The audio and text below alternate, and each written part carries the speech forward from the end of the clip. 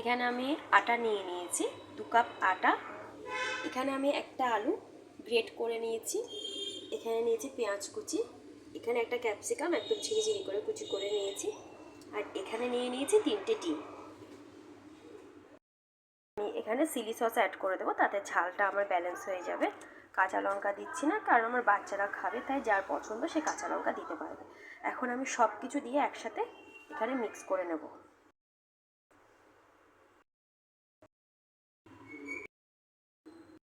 Brown sugar use করি, তাই আমি ব্রাউন সুগারটা নিয়েছি। আপনারা যারা হোয়াইট সুগার খান তারা যে কোনো রকমের মিষ্টি জাতীয় কিছু দিলেই হবে। এই যে আমার এটা রেডি। একটু করে হালকা করে তেল ব্রাশ করে নিচ্ছি, কম তেলেই করব। এবার আমি ঢাকা দিয়ে দেবো।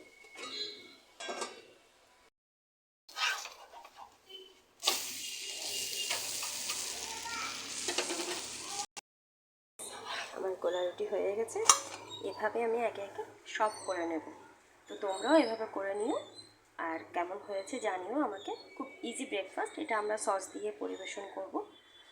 তো তোমাদের সিম্পল চা দিয়েও এটা খাওয়া যায়, বা এটার সাথে কেউ যে কোনো কিছু আলু ভাজা বা আলুর তরকারি এসব করেও খাওয়া যায়। আমি আজকে সিম্পল সস দিয়েই বাচ্চাদেরকে দেবো, আর আমরা চা দিয়ে খেয়ে নেব। তো প্লিজ তোমরা আমার চ্যানেলটা সাবস্ক্রাইব করে দিও, আর ভালো লাগলে লাইক কমেন্ট শেয়ার করে দিও। আজ এ পর্যন্তই। টাটা সবাইকে।